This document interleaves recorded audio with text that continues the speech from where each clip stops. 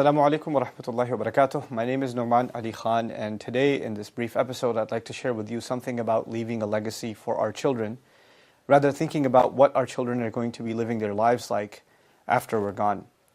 Allah Azza wa Jalla in Surah Maryam says something pretty powerful about a generation who failed to carry the message of Islam over to the next generation, saying, فَخَلَفَ مِن بَعْدِهِمْ خَلْفٌ أَضَاعُوا الصَّلَاةَ, that after them a new generation came, and he called them khalf as opposed to calling them khalaf. When you say the Arabic word khalf and you put a sukoon on the letter, the lam, khalf, as opposed to saying khalaf, a colossal difference is created. The word khalaf is actually a qualified, good, worthy next generation, a next generation that the previous generation can look at and be proud of. Unfortunately, when you say the word khalf, then it actually suggests a generation that wasn't able to live up to the expectations, the aspirations, or even the hopes of the generation that came before them. So فَخَلَفَ مِن بَعْدِهِمْ خَلْف suggests that there was an unworthy generation that took over. أَضَاعُوا الصَّلَاةَ. And they are given basically two qualities that make them unworthy. One of them is they wasted the prayer. أَضَاعُوا الصَّلَاةَ, which is interesting language because Allah did not say they abandoned the prayer. Nor did He say that they prayed for the wrong reasons, but rather He said they wasted the prayer. This is a powerful idea, and in these few moments, this is actually what I want to pay attention to. Our prayer is our connection to Allah.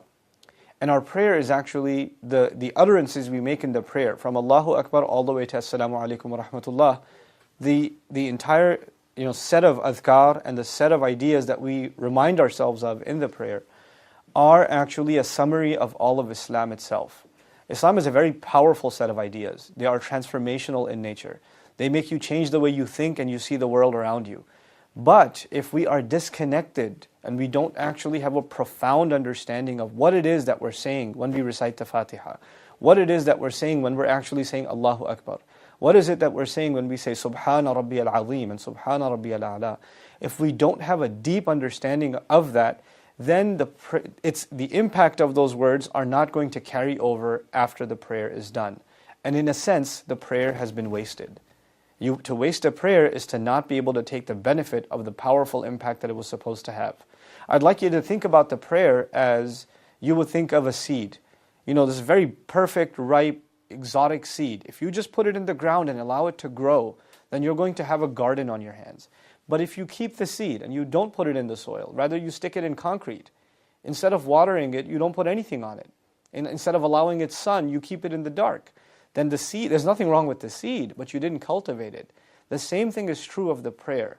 If we can use the prayer as a mechanism by which to give our children a profound understanding of the religion, then every few hours they refresh a sense of who they truly are, a sense of why they're on this earth, a sense of what is supposed to connect them to Allah and what is supposed to give them purpose in life. And if they're not able to do that, then their aspirations for what they should accomplish in life will be missing. So the next part of the ayah makes complete sense. Allah Azza wa Jalla says, أَضَاعُوا الصَّلَاةَ وَاتَّبَعُوا الشَّهَوَاتِ. They wasted the prayer and ended up following vain, empty, and even temptation-filled desires. That's all they ended up following. So we become a people today of temptation, of whim. We have this urge. Our young people have an urge and they follow it. Why do you think entertainers, why do you think movies and music have so much following and so much of a fan base? Because it fulfills an urge. An urge comes up and it immediately can become viral, right? But we're learning in this powerful ayah that salat itself, if we were to be able to give our children what prayer truly is, not just an emphasis on wudu, which is important, not just an emphasis on memorizing the words of salat, which is important, but actually not only knowing the meanings of what we're saying, but deeply thinking about the words.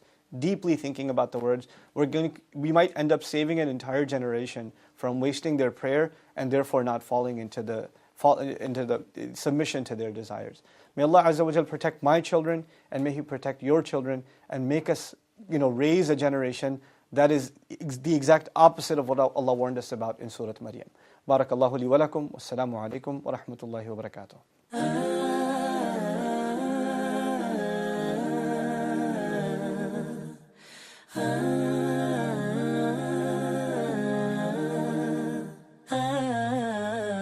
رب العالمين بس انت الوحيد انت نور حياتي साठी इंत कुवत दुनिया क्या तैयार है हम